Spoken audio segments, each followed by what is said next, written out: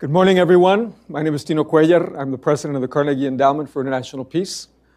At the Carnegie Endowment, we have been working for over 113 years to bring about an enduring peace, a peace that is linked to prosperity around the world, that can work for different countries, that is pragmatic and honest, that reflects the reality of disagreements between countries as well as opportunities for cooperation.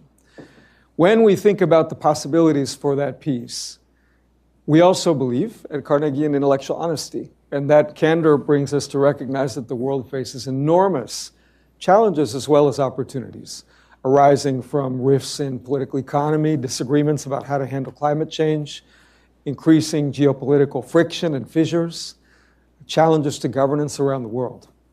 As we think about how those next tumultuous, intense, but potentially promising also 15 to 20 years are going to be handled, we realize that the world is changing before us. And that world will be navigated in no small measure by India and its 1.4 billion people and the effect they will have all over the world. Not a single issue that I mentioned, technology, climate, geopolitical dynamics, international political economy, makes really any sense without thinking about India and India's role in that dynamic. And as we think about India's role in the last few years, it has increasingly come to play a leadership role in a variety of challenges and issues around the world. Just to take one example, during its recent G20 presidency, India emphasized the importance of digital public infrastructure. A recent agreement between the United States and India highlights the possibility for international climate finance and reflects the possibility of unlocking over $1 billion in funding from international financial institutions. And if you go down the list, whether it's regional security and the Quad or issues involving multilateralism and the future of the international economic system, India and its government are playing an increasingly critical role. Today, to delve more deeply into these dynamics, we are privileged to have the External Affairs Minister of India, His Excellency S.Jaishanker.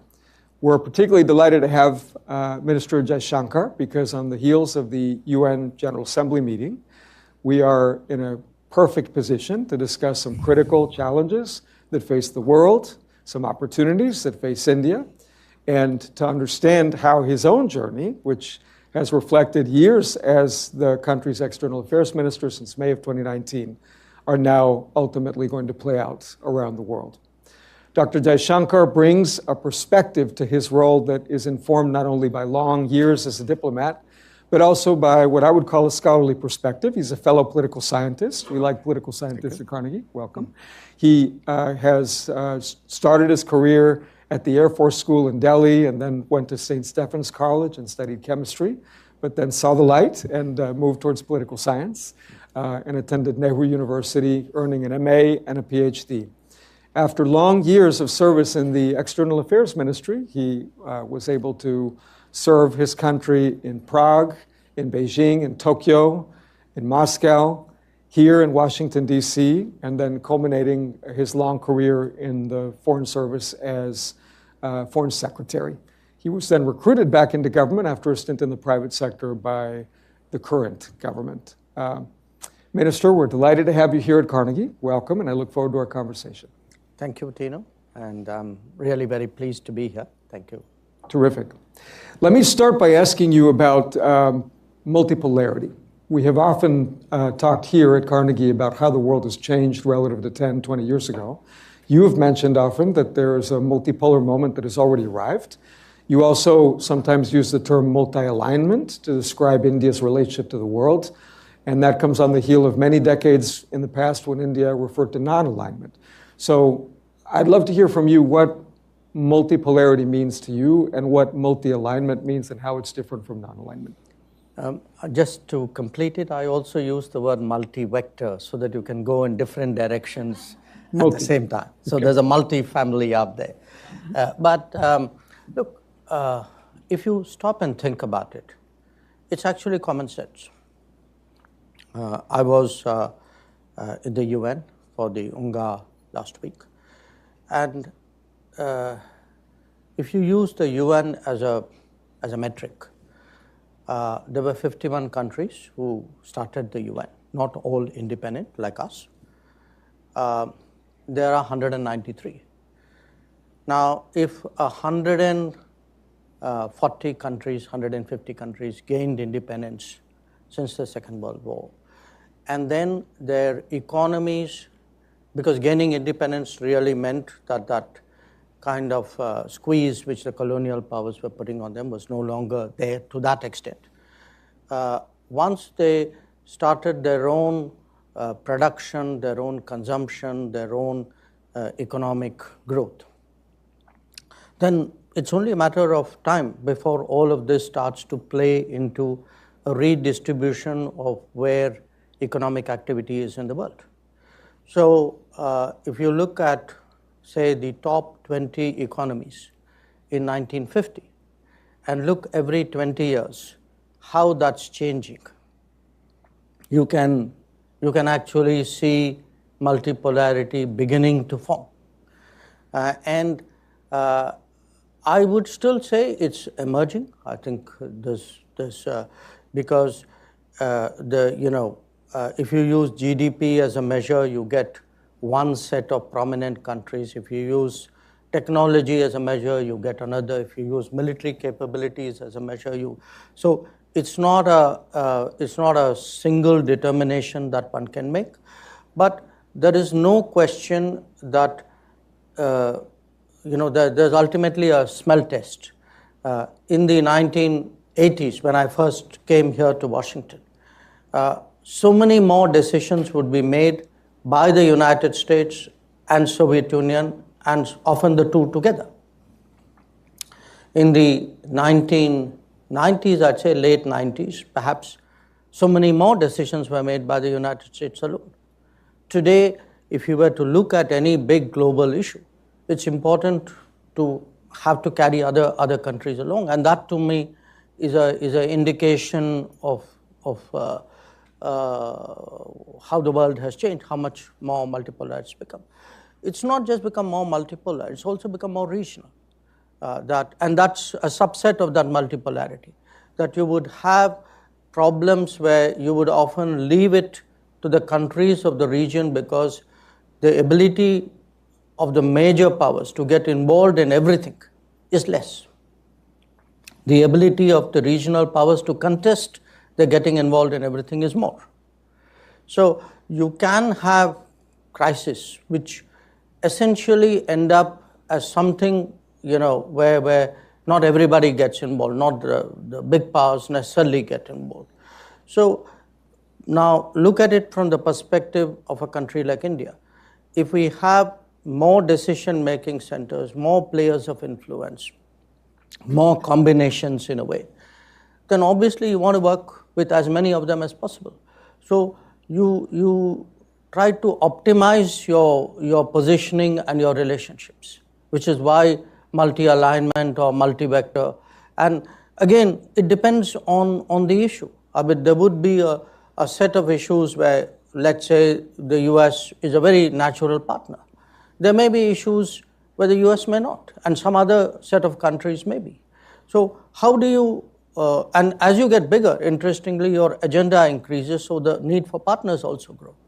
So to me, that rebalancing accelerated by globalization, leading to multipolarity, leads a country like India to look at multi-vector and multi-aligned policies, and that's essentially what we're trying to do. And how is that different from the non-alignment of the 1970s, for example? It's different for 2-3 reasons. One, we were, obviously our interests were more defensive then. Our capabilities were less. Our contributions were less. I mean, let me give you a kind of example. You have these Houthi attacks in the Red Sea, okay? We are affected. All of Asia is affected because it's the main shipping line. Now, maybe 40 years ago, we'd have said something about it. Today, apart from saying something about it, you also send your ships and say, okay, we will make sure that we contribute to an international effort to secure the sea lanes. So it's the difference between the earlier era was it was more defensive, it was less capability driven. It was also less active in actually pursuing outcomes. So here you have a dog in every fight as you get bigger. So you can't say, I don't like it and I will stay away. You may not like it, but you still got to work on it in some fashion, directly or indirectly. And I think the willingness to, take risks also increase because once you want an outcome, you can't be passive. So it's far more active, capability-driven, and I would say more willing to make choices, because one of the characteristics of the non-aligned period was also there was a certain reticence about saying, okay, on this issue I need to work with you and therefore I'm willing to do that. I think that reticence is less. I mean, where our stakes are involved, you would not have had a Quad in the non-aligned era. You would have a Quad in a multi-alignment era. That's very helpful and leads logically to the next question, which is perhaps even in a multi-vector, multipolar world, there is still room to recognize that the U.S. plays a very special role in that world. And as a practical matter, one could point to the presence of the UN, the International Monetary Fund, the World Bank here. One can point to the role that Washington still plays, for example, in patrolling international sea lanes. Sure. One can point to the role. You don't have to convince me. Right. I'm not into declinism. I'm getting set up to ask you the following question. The tech industry in California. So, with what aspects of that kind of U.S. leadership is India comfortable, and with what aspects of that is India perhaps concerned or might question it? Look, there is no question that the United States still has a very unique position in the world order. For reasons of polemics or mind games or posturing, people may suggest otherwise, but even the people who suggest otherwise know the truth. At the same time, it's also a reality that the kind of dominance that the United States had in the 1950s, 60s, or in the 1990s, 2000, it doesn't have. So it's a kind of half empty, half full situation. Now, for us, which part works for us? Much of it does.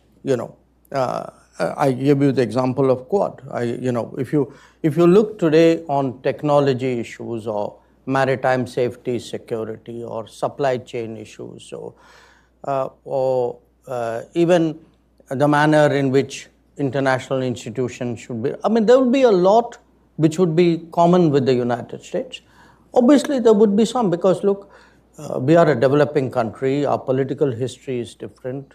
Our actual interests, in some cases, our trade interests or climate action interests may be different.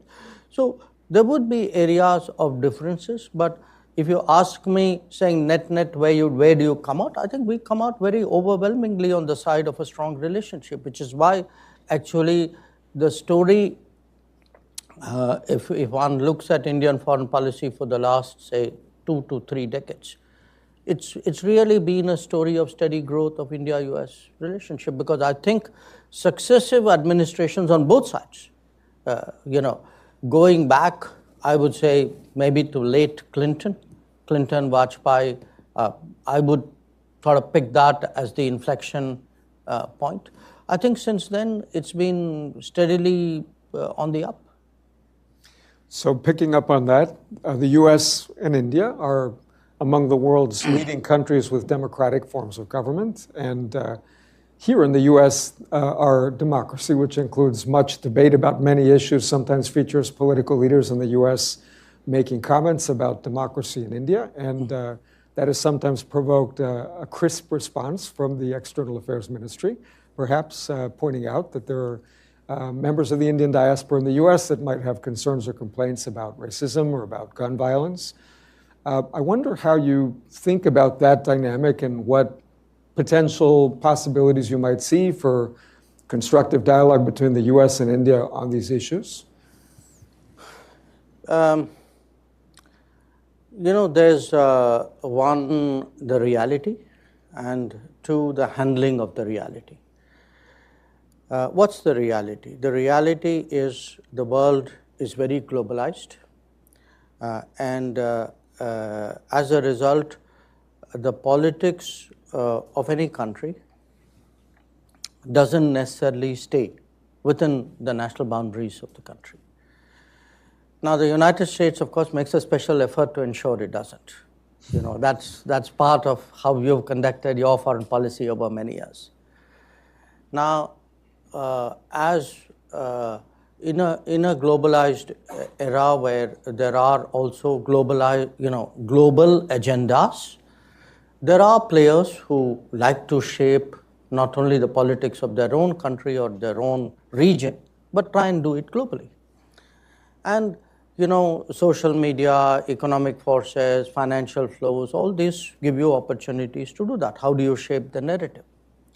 So you have a whole industry here, okay? So you write up reports about people, you rank people, you spotlight countries. That's the game. Now, as I said, that's a reality. So what happens with that reality is it's part of the overall competition, a competition among countries and competition among political forces. And when it is a competition, you expect others to do what they will, and it's your right to do what you will. And that's playing out in a way. But if you look at a state-to-state, government-to-government level, we think it's important that democracies are mutually respectful. It cannot be that one democracy has a right to comment on another, and that's part about promoting democracy globally. But when others do that, then it becomes foreign interference. Foreign interference is foreign interference, irrespective of who does it and where it is done. So it's a testy area. And my personal view, which I have shared with many counterparts, is, look, you have every right to comment, but I have every right to comment on your comment. So don't feel bad when I do. Understood. And of course, building on your point, the complexity of how countries get interconnected reflects in part the diasporas that exist and the fact that the U.S. is an immigrant country. So there are many, many people of South Asian origin here, and they have different perspectives. I guess that also highlights another dimension, perhaps, of India's role in the world that I wanted you to comment on a little, which is how India and the Indian government sees its relationships with diasporas, not only in the U.S., but around the world.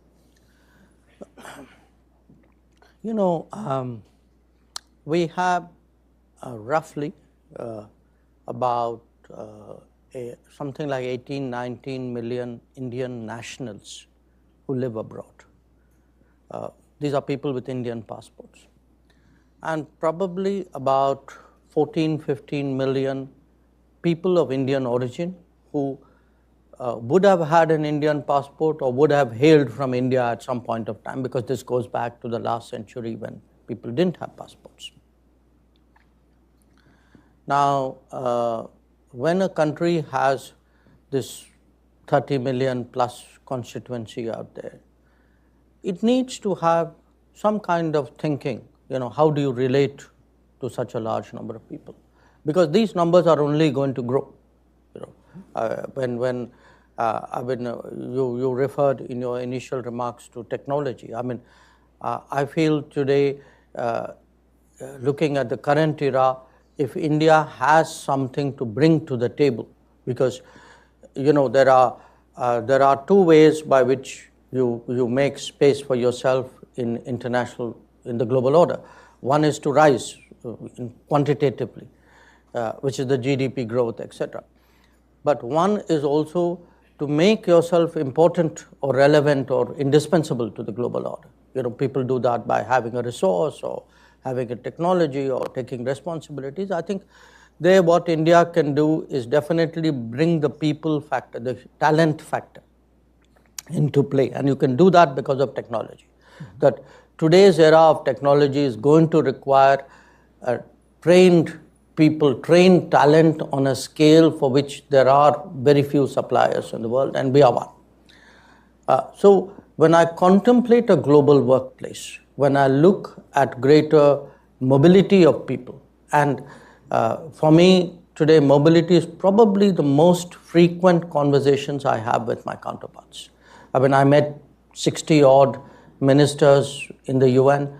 At least 25, 30 of them in some form or the other would have brought up, mobility of people. So we have to have a policy for the global workplace. We have to have a policy for what happens when you have these communities outside. How do you maintain their connection with the mother country? They will also have their own needs and requirements, and sometimes their own interests. There will be cases where there would be hate crimes against their places of faith, which has happened here recently. So then how do you stand up for them? So there will be issues where we have to stand up for them. There will be issues where you have to do some advocacy. There will be issues where it's important to maintain their culture and their identity and their tradition and their heritage. And I think it kind of comes as a package. And in the last decade, that realization has been very sharp. So the diaspora aspect of our foreign policy has been really far more prominent than it was in the earlier era. Let me build on your comments about technology and ask you about the role technology is increasingly playing in India's domestic affairs and internationally. I have noticed that if I draw a through line between the domestic and the international, India is interested in extending the scope of connectivity to hundreds of millions of people who previously lacked access to electricity. Now they've leapt forward and can use QR codes and mobile technology to do payments. India is playing an increasingly prominent role in discussions of digital public infrastructure, discussions of compute and AI. How do you see India's relationship to the tech issue and the role that it plays, particularly in security as well as development? It's a sort of very open-ended question. So let me limit it to two comments. I think what is happening in India, what has happened in India over the last decade and continues to happen, in terms of deployment of technologies for governance, for service delivery, for public social welfare, is actually an extraordinary story. What it has enabled us to do is to take up challenges which were either not addressable at all, or if so, on a very small scale, and then use technology to really massively expand it. So when you are able today to have a system with a backbone of a digital identity of people, and then are able to figure out their entitlements, and then are able to deliver on those entitlements knowing that it's going to the right set of people, then it's a totally different world out there. If 10 years ago I had sat with you and said that, look, in the coming 10 years, we will be able to deliver 40 million homes to people and know exactly which people we're going to give it to, you wouldn't believe me. I wouldn't believe myself. If you say that, look, we have today equivalent not of a food stamp, but like a food support system, which covers 820 million people. Or you have, how important, everybody struggles with health access. Okay, it's a big issue in this country as well. So to create at our level of income, remember we're still a $3,000 per capita income country.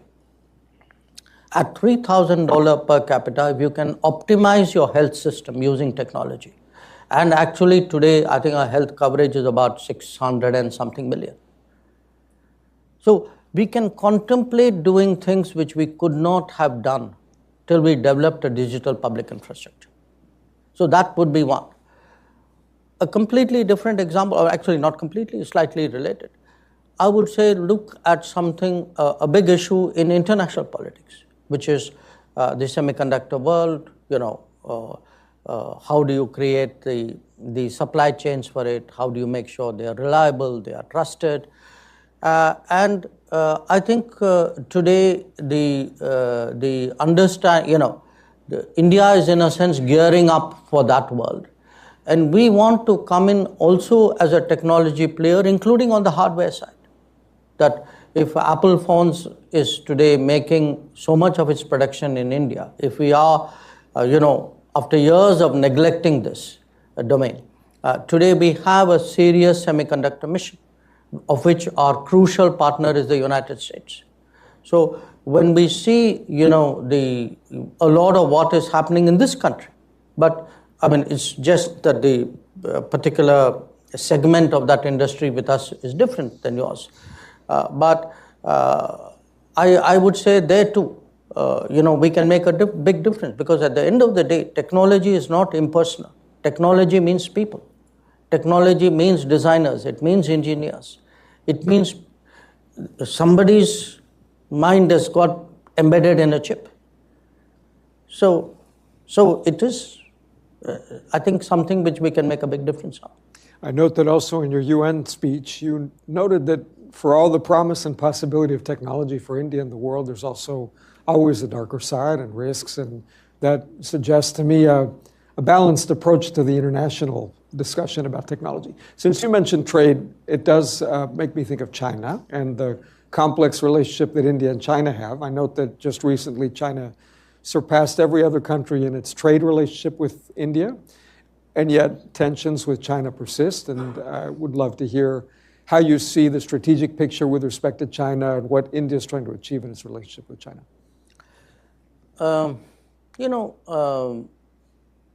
When it comes to trade, correct me if I'm wrong, I think China accounts for globally about 32% of global manufacturing. I think that would be the right number. And a lot of that has happened because over multiple decades, the international business, which is primarily Western-led, has chosen to collaborate with China for mutual benefit. So today, for any country, if you are into any kind of consumption or even into any kind of manufacturing, sourcing out of China is something which is inevitable. Because if you are not manufacturing and consuming, that's probably where you get a lot of things the cheapest. And even if you are manufacturing, a lot of your components and your semi-processed materials, come out of there. So what happens is that, in a sense, trade with China at one level is almost autonomous of the political or the rest of the relationship, you can say. So I don't think it's just a question of numbers. You also need to look at what is it which you are trading, because there would be countries who would be more sensitive to their exposure. There would be countries who wouldn't care. So I think for us today, because we were earlier on digital, on technology, we are very sensitive to our data flows.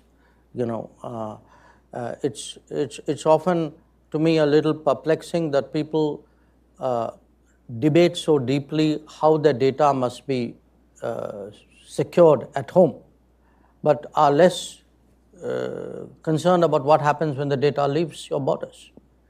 So in a much more data-sensitive world, in a much more technology-sensitive world, I think it's important to look at what your exposures are, how do you mitigate it, how do you balance it, how do you diminish the risks.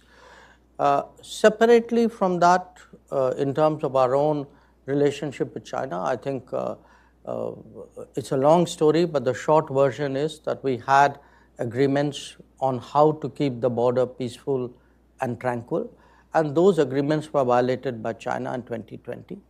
And because we have forward deployments of our militaries, there are resulting tensions.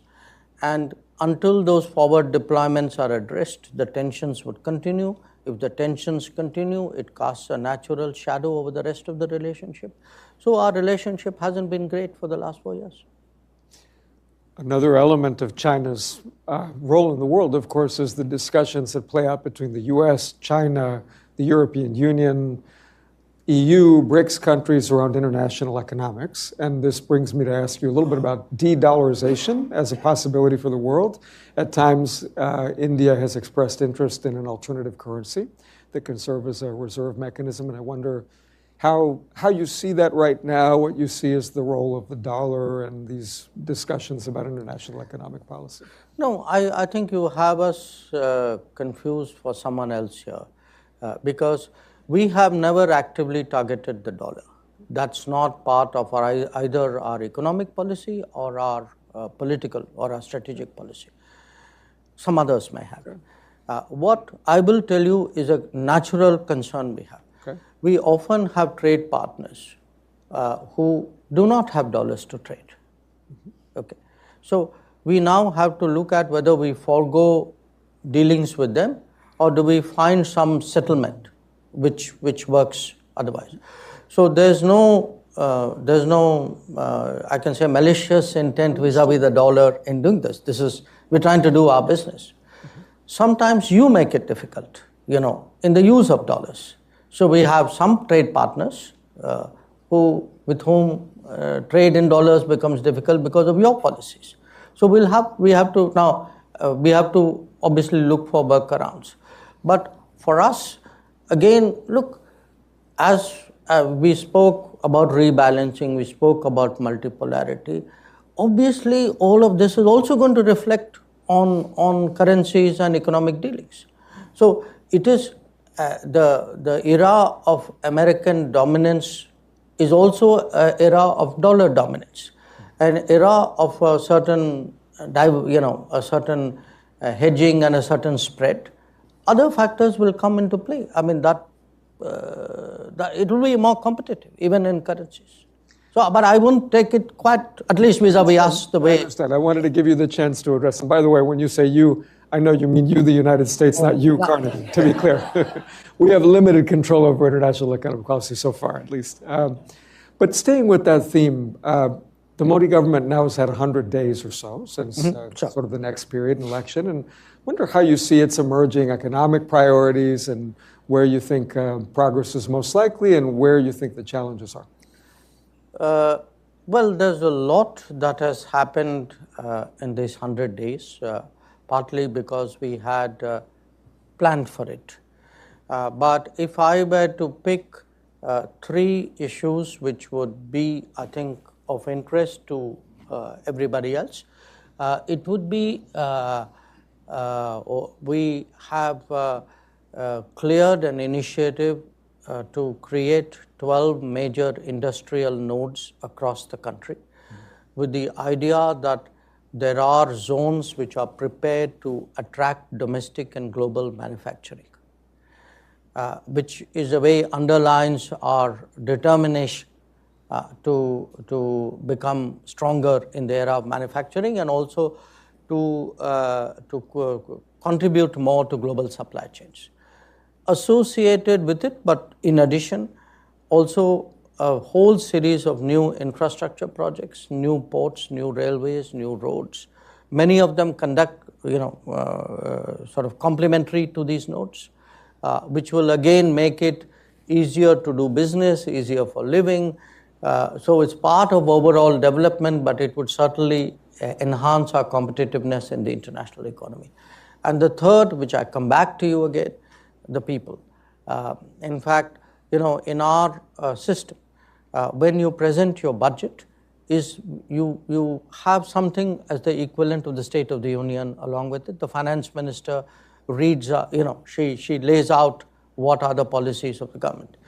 And if you look at this year's budget, which was presented after the election, the focus was very heavily on upgrading human resources. How do you, create more skilling institutions? How do you make people more employable in a way? So if you have a better plug and play manufacturing possibility, improved, enhanced infrastructure, larger volumes of human resources to deal with, I think collectively that would be a direction we are going. And I mean, there's a lot to do, because look, in the last 10 years, for example, in education, we would have pretty much in higher education doubled the number of educational institutions. I mean, in the last 10 years, on average, we were actually creating 2 new colleges a day. But it's not enough. So, because partly the scale of our challenge, partly because, we had not addressed it as effectively as we should have in the past. So, we want, to make ourselves much more relevant to global supply chains. I mean, that is for us a very big objective. And say in the digital era, add to it, we want to also enter that as a much more, as a trusted player who has the ability to collaborate with other countries. So we are in the middle of a nationwide 5G rollout. But an Indian 5G stack, for example, we think has an international appeal and potential, which we need to exploit. So I would pick this among the 100 days as a set of policies which would be of interest, I think, to the audience. We have our own kind of digital public infrastructure here at Carnegie, in that we have questions from the audience that will show up in this iPad, and I'll ask you about them in a minute. But I want to maybe, for me, ask you one last question that in a way goes back to where I started. I started by mentioning an enduring peace and Carnegie's own mission, but also the connection between peace and the prosperity that we hope to see around the world by helping countries deliver for their people. And I can't ignore, and nobody here can ignore, that there is a hot war playing out right now. In fact, there are several in the world, in the Middle East, in Ukraine. And I want to ask you a bit about Ukraine, because India has played an interesting role in trying to prospect for possibilities for communication. And yet, my own read is that there's also been a bit of a skepticism about how much this gets played out through a grand bargain of multiple countries versus just some honest communication back and forth, notwithstanding the brutality that's playing out there. So how do you see India's role in dealing with Russia, Ukraine, and all the complexities there, particularly given India's very long-term relationship with Russia? I'm glad you used the word communication because I think at the moment that perhaps is the best description for what we are currently trying to do. Here's, if I can roll it back up, here's where we are, are thinking on this issue. Our public position is we do not believe that differences or disputes between countries can be settled by war. A second public position is we do not believe that we are actually from the battlefield going to get a decisive outcome. So if you take 2, then 3 is if you're not going to get a decisive outcome, at some point, in some form, there has to be a negotiation. If there is a negotiation, whenever we get there, then obviously there has to be some preparation or some exploration and some communication between the parties concerned, which is primarily Russia and Ukraine. So with these propositions in mind, we started in this third term, some explorative discussions. It started between Prime Minister Modi and President Zelensky, first in Italy, in Puglia, on the sidelines of the G7. Then during Prime Minister Modi's visit to Moscow. Then after that, the trip that we made to Kiev, after which our National Security Advisor went back to Moscow, after which Prime Minister met Zelensky last week in New York. And in between, at different levels, I or our National Security Advisor or some other people, we keep talking to both sides as well. We are very, measured and circumspect about what we are doing. We are not hyping it. Our effort is to have communications, take anything of interest that we have a conversation, take anything of interest we hear to the other side, communicate that in good faith. If there are reactions or ideas on that side, take it back. We're not, it's really, the intent is to be helpful. And to some extent, I mean, if we have to keep other people sort of informed, I mean, where it is necessary, we do that as well. So there are not many countries. Look, we are into a third year of a war.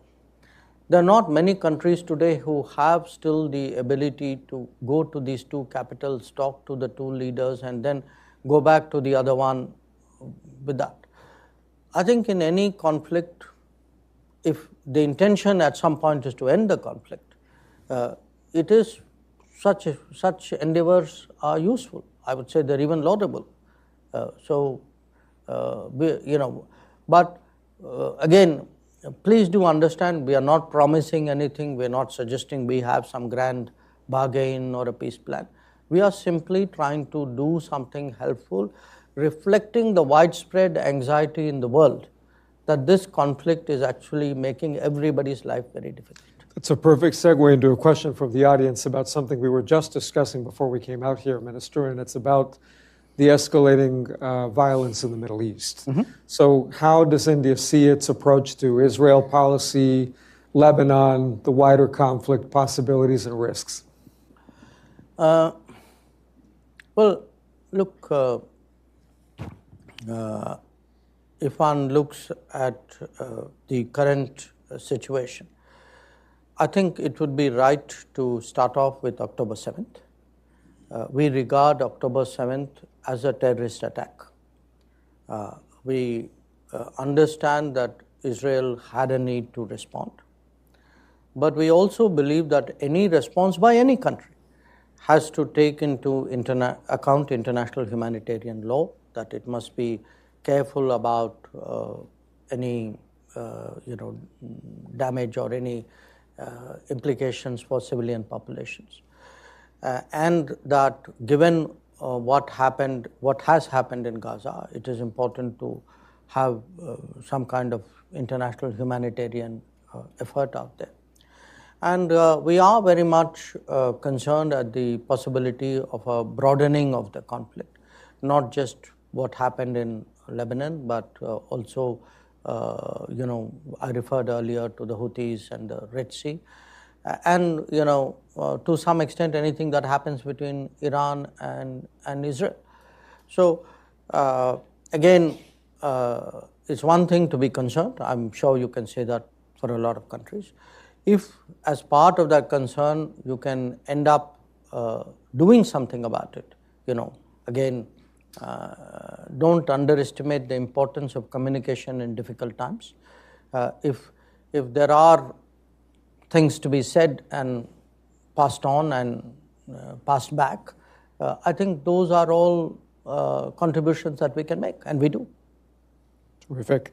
We have a question about the Pacific Islands and the Act East approach that the Prime Minister has made a cornerstone of his foreign policy in the Indo-Pacific.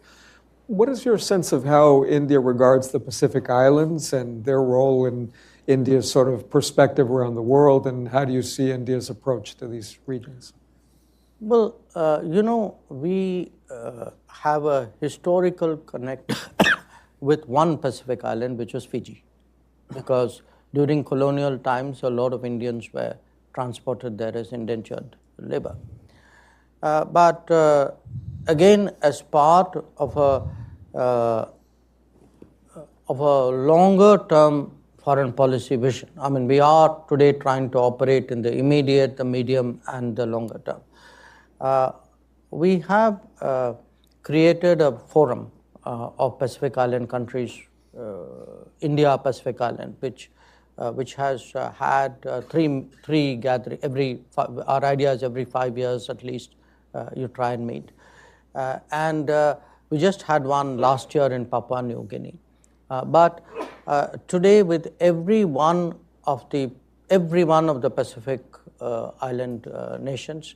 We have some kind of development program going there. There would be an Indian project there.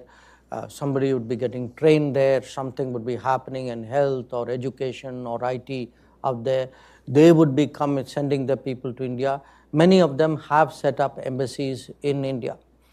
So we feel as part of our global South solidarity that these smaller countries, they were, by the way, countries, many of whom got their vaccines from us during the COVID.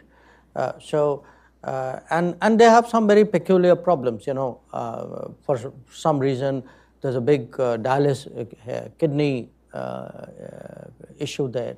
So there are dialysis facilities are greatly wanted. So we are trying to address a lot of their socio-economic needs and build a long-term relationship with them, just as we are with the CARICOM at this side.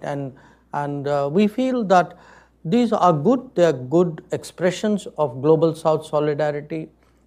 They are actually doing good in the world, which often people underplay.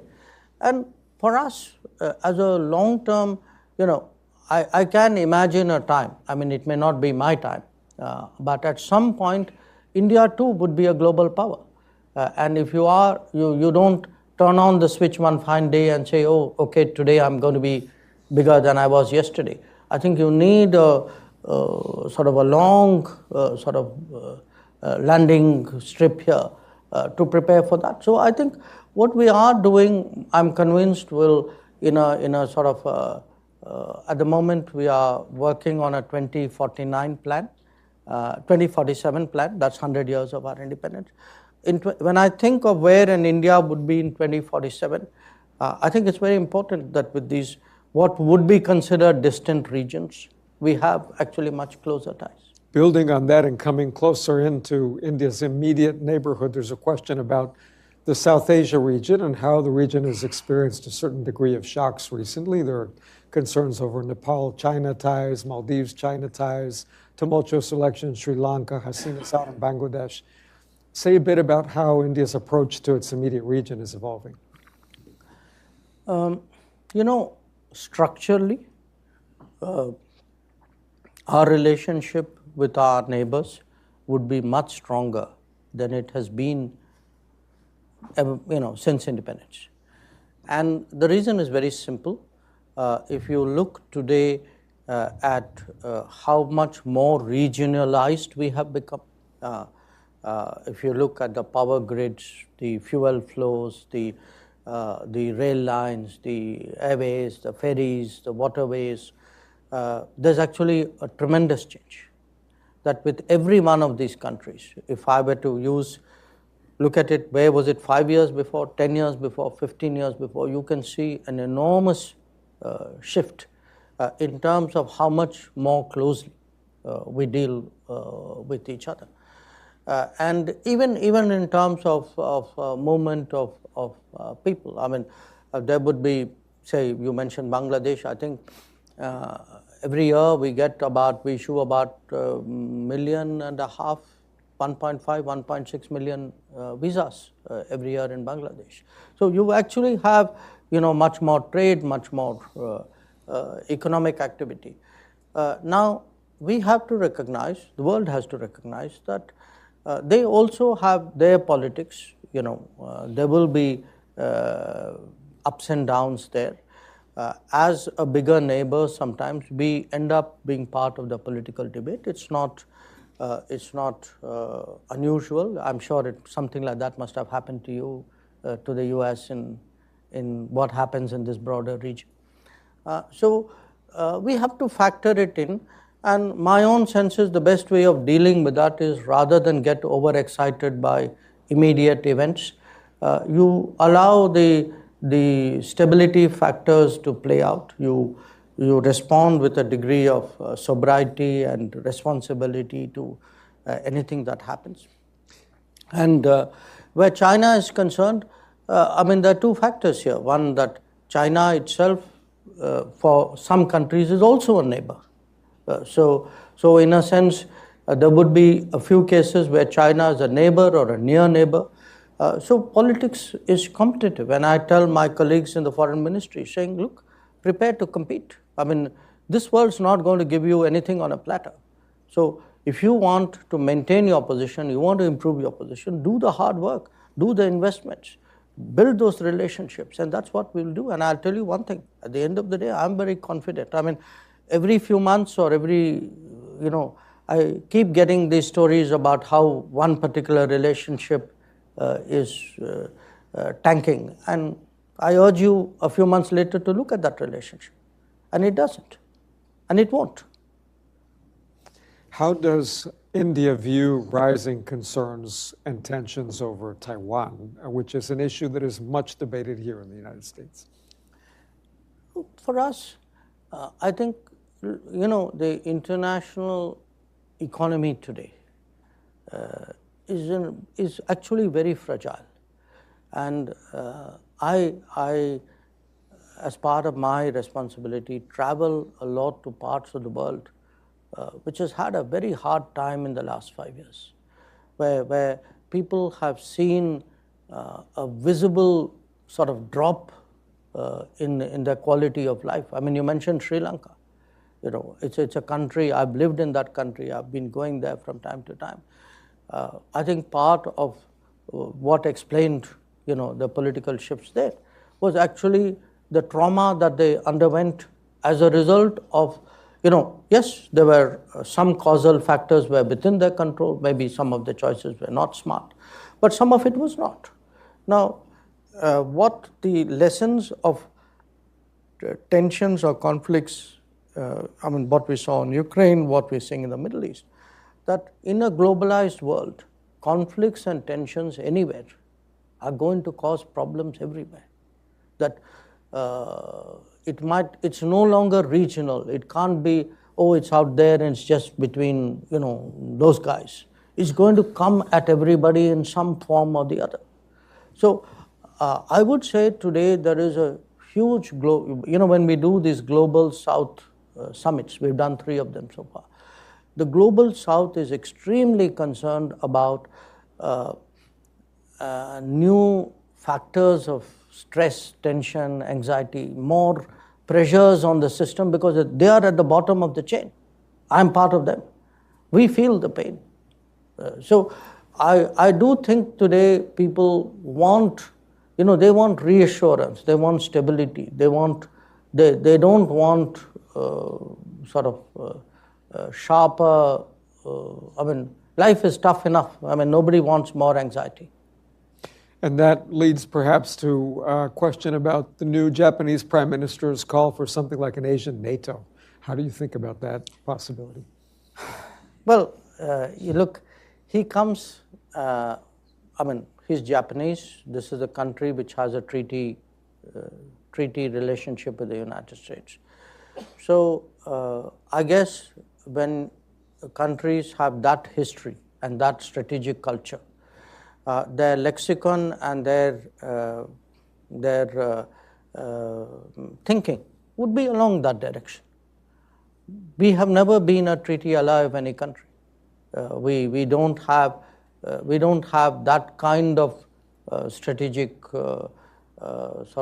architecture in mind. So it would be his point of view. I guess from where they are coming, I can see, a certain evolution where he is concerned, but it would not be ours. We have, as I say, a different history and a different way of approaching the world.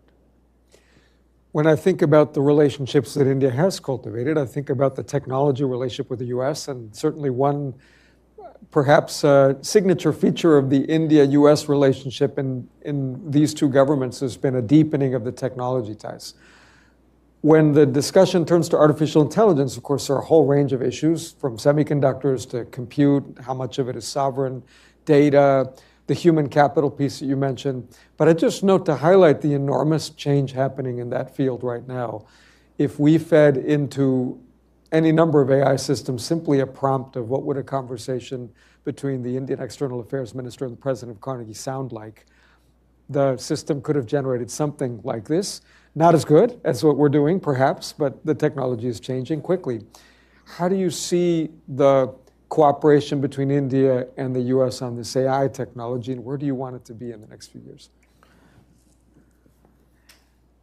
Look, I see very strong possibilities because, as I have mentioned, there's a technology convergence.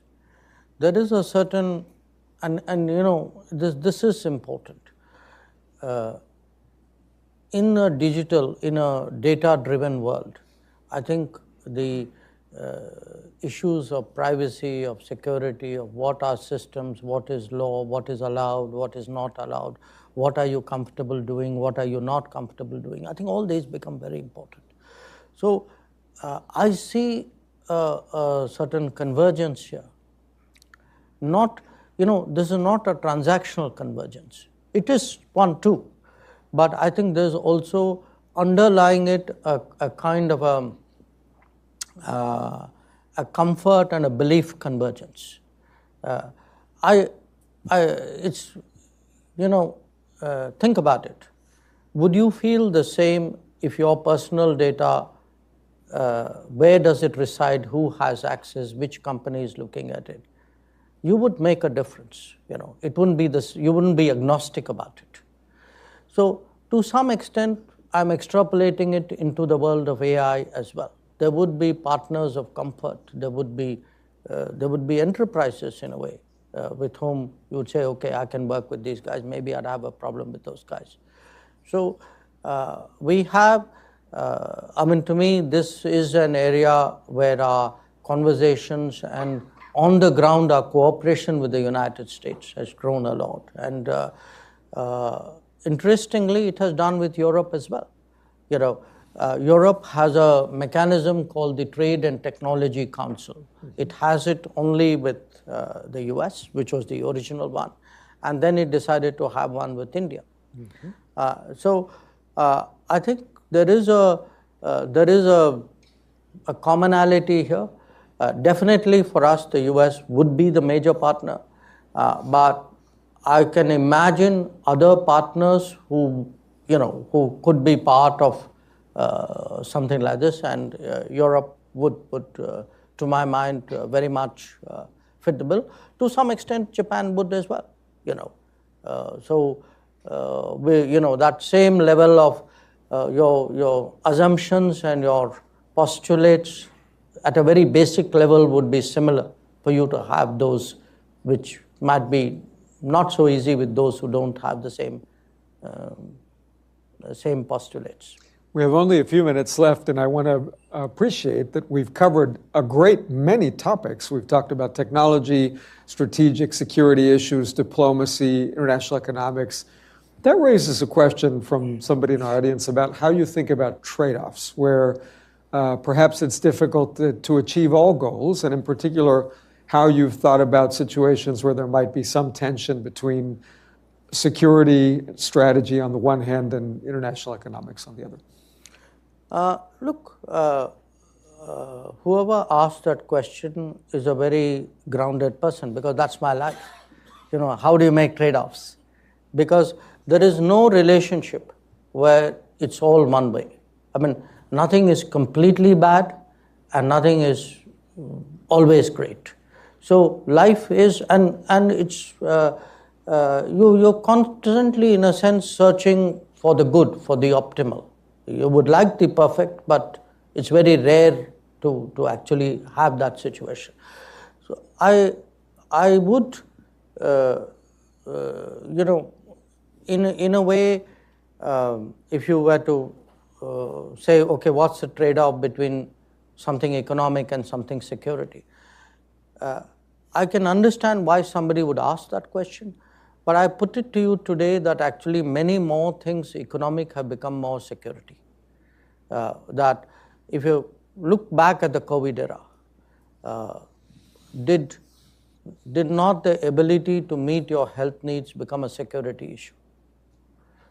look at the Ukraine conflict. For many countries, the ability to access food is a security issue, because you had riots and even governments, regimes collapsing because of food problems.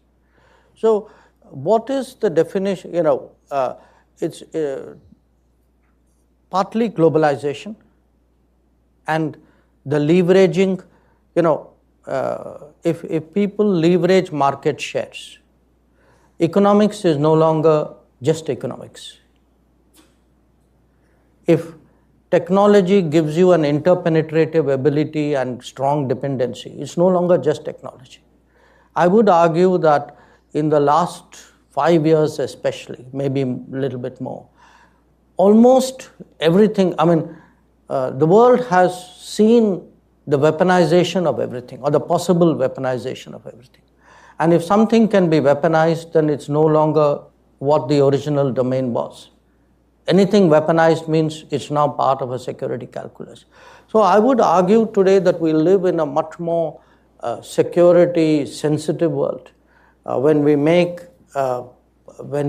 choices, when we do our calculations, what would have been much more limited or unidimensional earlier, today I would factor in, what does that exposure mean? What does this dependency mean? Do I actually allow another country or another company to come and have, it can be as a supplier, as a consumer, as a service provider. Every one of these can be, and it's not hypothetical. Just look at the history of the world in the last 10 years. It's a history where, even bananas have been weaponized. You mentioned that the person who asked the question was well-grounded. We're very well-grounded people here at Carnegie. Last question. You've been External Affairs Minister for 5 years, give or take. What do you find most interesting and fulfilling in the position? What do you find most challenging? That depends on whether you want me to stay on the job or not. So you can decide. Look, for me, in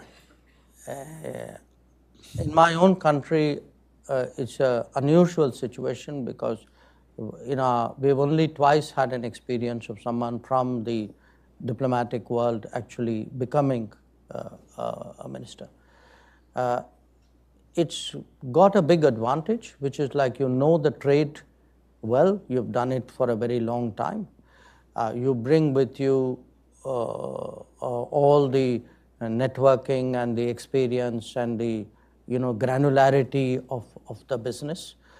The challenge is to kind of now say, okay, I'm not just in charge of an embassy or even in sort of running institution. I'm actually there's a sort of a bigger vision, and I think certainly for us in the political world, you are much more integrated.